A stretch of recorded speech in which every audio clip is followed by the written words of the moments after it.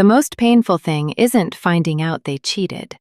It's realizing the signs were there the whole time, and you talked yourself out of seeing them. If you've been in a relationship with a dismissive avoidant, you already know that something always felt slightly off. Like you were close, but never quite close enough.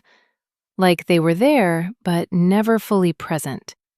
And if cheating happened, or you suspect it might, you're probably sitting with two questions that are driving you insane. Why would they do this? And did I miss something? This video is going to answer both. Not in a way that makes excuses for them, but in a way that actually makes sense of what's happening inside the mind of a dismissive avoidant. So you stop blaming yourself for something that was never about you. And stay with me, because what I'm going to share in the second half, specifically around when dismissive avoidants are most likely to cheat, and one dynamic that almost nobody in this space talks about, is going to completely reframe the way you see this. It changes everything. Before we get to the cheating, you need to understand what a dismissive avoidant is actually managing inside a relationship. Because their behavior doesn't come out of nowhere. Dismissive avoidants operate with a deep-seated belief that depending on other people is unsafe.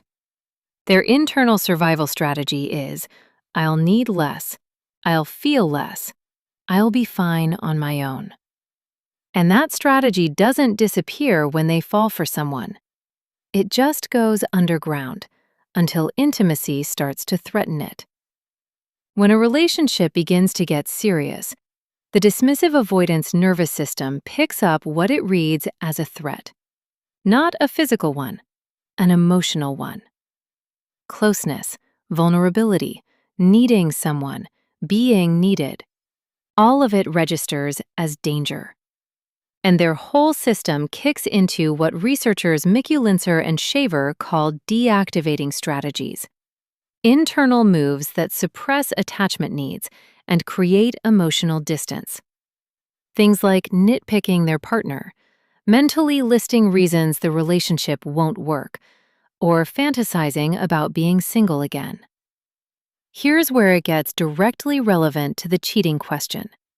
For some dismissive avoidants, those deactivating strategies don't just look like going cold or withdrawing emotionally. Sometimes, and this is the part people don't talk about enough, they look like seeking connection elsewhere, in a way that feels contained, controllable, low risk to their sense of self. And here's something that might reframe how you've been thinking about this. Dismissive avoidants don't necessarily experience guilt around this the way you'd expect. Research consistently shows that people with dismissive avoidant attachment have lower empathic concern in close relationships.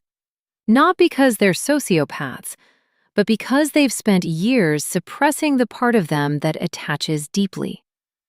When you disconnect from your own feelings, it becomes easier to disconnect from your partner's too. Dismissive avoidants don't cheat for the same reasons people in secure relationships sometimes cheat. Boredom, opportunity, impulsivity. When a dismissive avoidant cheats, it tends to come from something very specific happening inside the primary relationship. The intimacy threat response. As a relationship deepens, the dismissive avoidant starts to feel what they experience as suffocation, even when their partner is doing absolutely nothing wrong.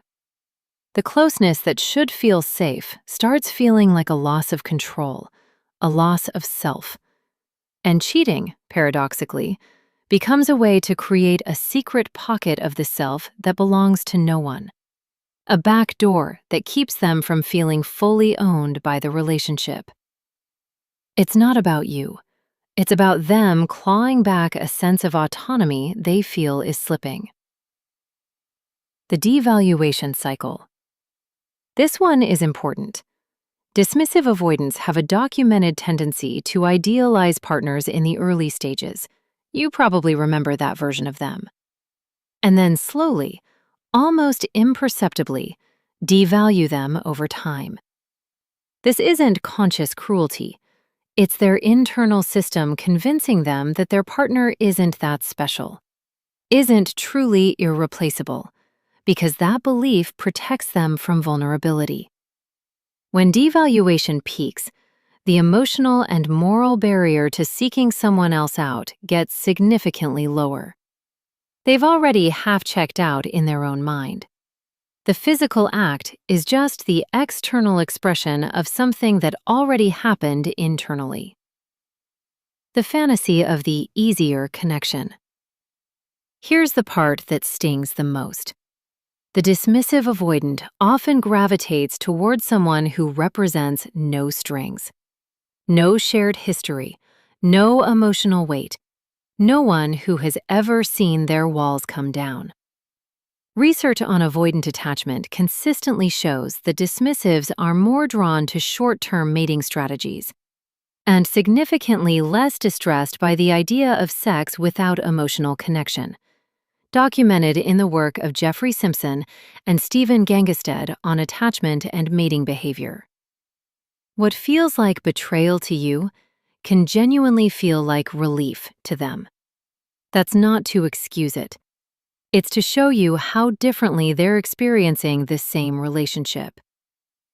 If this is already landing for you, if you're recognizing your own story in this, drop a like. It tells me this is hitting where it needs to. This is the part I promised you. And this is where it gets very specific. Dismissive avoidants are most likely to cheat at 3 particular moments in a relationship. The first is when the relationship hits a new level of commitment, a move, an engagement, having the "where is this going" conversation. That spike in emotional intensity is exactly when their deactivating strategies kick into overdrive.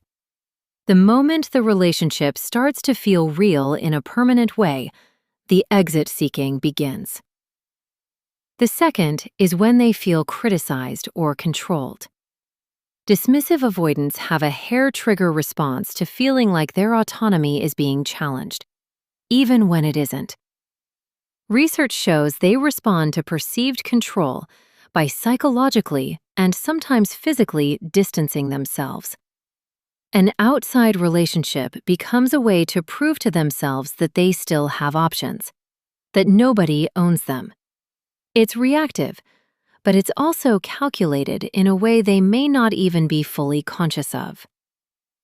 The third, and this is the one almost nobody warns you about, is when things are actually going well.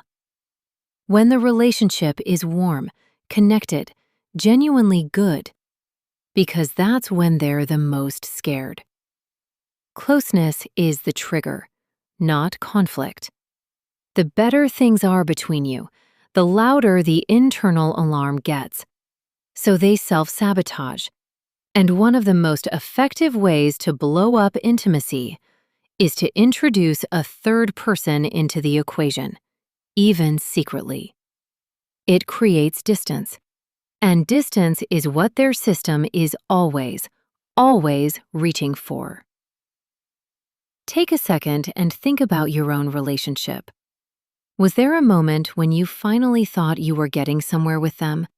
Things felt closer, warmer, and then almost immediately something shifted? What did that look like for you? Share it in the comments. I think the pattern across people's experiences is far more consistent than anyone realizes, and I genuinely want to hear yours. Here's the reality check, and I need you to hear this clearly. None of what I just described is your fault. You didn't love them wrong. You didn't push too hard or not hard enough. The dismissive avoidance fear of intimacy was running long before you arrived, and you could not have dismantled it, not without them making a real, sustained choice to do that work themselves. But here's what does matter going forward, whether you're still in this or you're in the middle of healing from it. When you hold clear standards, when you say what you need, when you stop shrinking yourself to manage their comfort level, a dismissive avoidant who is genuinely doing the work will be uncomfortable. But they'll stay. They'll push through because they're choosing growth over avoidance. But if your standards send them further away, if your needs become the reason they pull back or disappear, that is not a reflection of your standards being too high. That is your clearest, most honest signal about who they are choosing to be.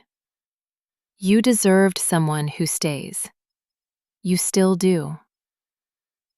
If this gave you clarity on something you've been carrying around for a while, send it to someone who needs to hear it. You might give them exactly what they've been looking for. If you found value in this video, don't forget to like and subscribe.